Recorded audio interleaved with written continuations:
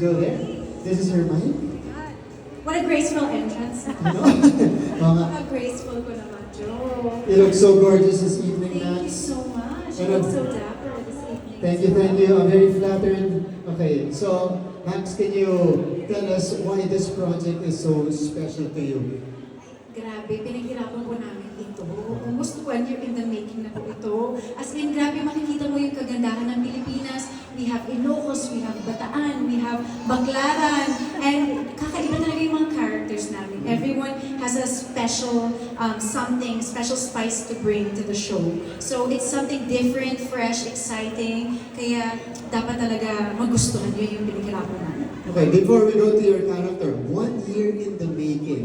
Almost. Almost. That's a long time already. It is a very long time. That's why you're sure na maganda. Yan. Pinagtrabahuhan. Sige Max, sino? Si Max Collins dito sa Master Code. I play Elaine. Isa siyang preschool teacher and island girl siya. So very close to home kasi island girl talaga ako eh.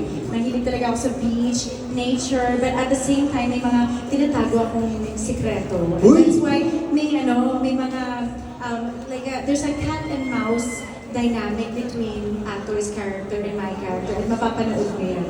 Mamaya ba may makikita na kami mga sikreto? Baka. Baka. Baka marami. Yeah. Who knows? Max, thank you so much for joining us here.